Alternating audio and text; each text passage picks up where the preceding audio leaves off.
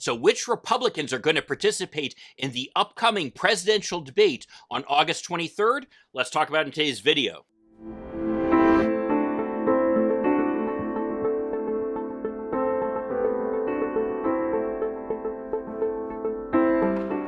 Hi, I'm Mike Greiner, a lifelong Democratic activist who's concerned about the direction our country is taking. I'm also a lawyer and an academic, and I'm here to help you stand up to the BS of the MAGA crowd. So there are lots of people running for president. I was first exposed to this fact when I was working for a presidential candidate in New Hampshire, and the ballot there sometimes runs pages long because of all the candidates who have declared that they win the nomination of their respective party. In fact, you got to give a lot of credit to the voters in New Hampshire who sometimes sort through these long ballots looking for such obscure names as, say, Joseph Biden or Donald Trump in order to pick their preference. And frankly, it's quite amazing, actually, that they put in the effort required to accomplish this. How is it possible New Hampshire could have such a long ballot of presidential candidates running in the primary? Well, that's because all you have to do is pay $1,000 for a filing fee, and you too can be listed on the presidential primary ballot in New Hampshire. That's set by statute. Yes, that's right. You too can pay $1,000 and run for president. The reality, though, is that we never hear of most of these candidates for various reasons. Either they don't have a high enough national profile, or they don't have a base to run from, or they don't have the ability to raise the funds that are necessary to run a real presidential campaign. And so as a result of that, the organizers of different presidential primary debates have come up with certain standards that candidates need to meet before they're allowed on the presidential debate stage.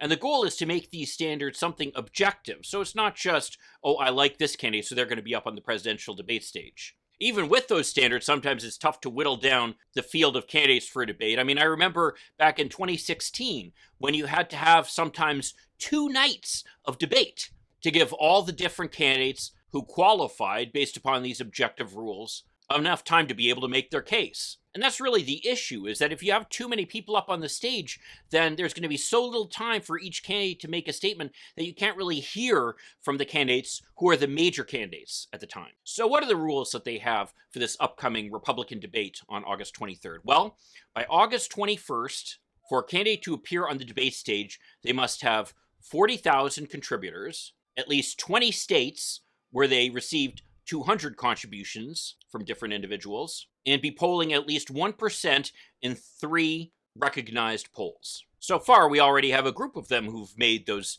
requirements. You've got Tim Scott from South Carolina, also Nikki Haley from South Carolina. You've got Doug Burgum from North Dakota, Vivek Ramaswamy from California, I believe. But really, his claim to fame is that he's an entrepreneur, not a politician. He's trying to run the Donald Trump playbook of be as extreme as possible on social issues, make the crazy statements, and be a rich businessman. And of course, you've got Ron DeSantis, Chris Christie from New Jersey, and one Donald J. Trump, who you might have heard of. Those are the candidates who so far have met the standards. Interestingly enough, some of these candidates have really had to bend over backwards to meet them.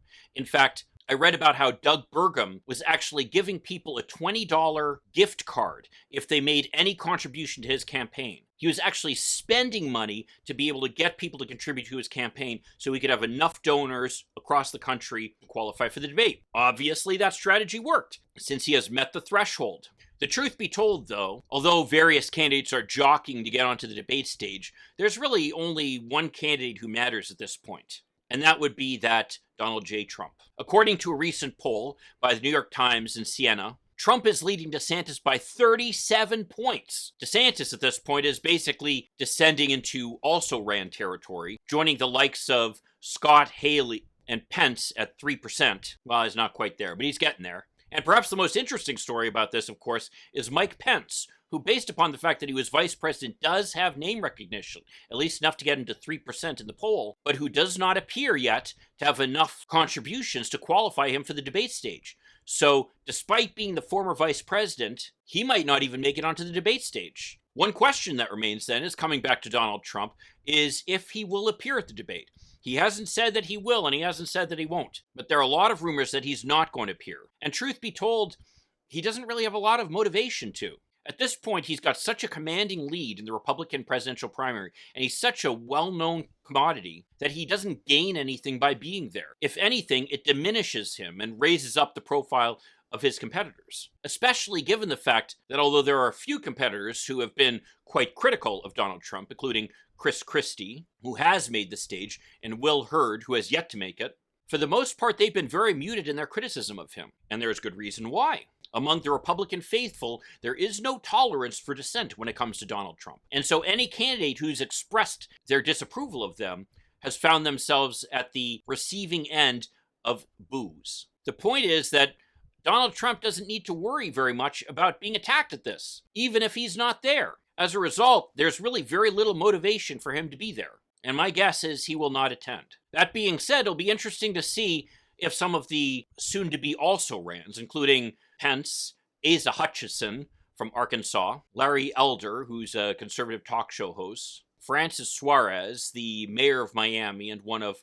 multiple candidates from Florida running, and Will Hurd, the former congressman from Texas, will be able to make the stage. At this point, the indications are not good, but you never know. Well, if you want to see another video that I did where I talk about some of the recent polling and what it means for Democrats in the general election, check out this video over here. I'll see you then. In the meantime, let's hope for continued progress. Thank you.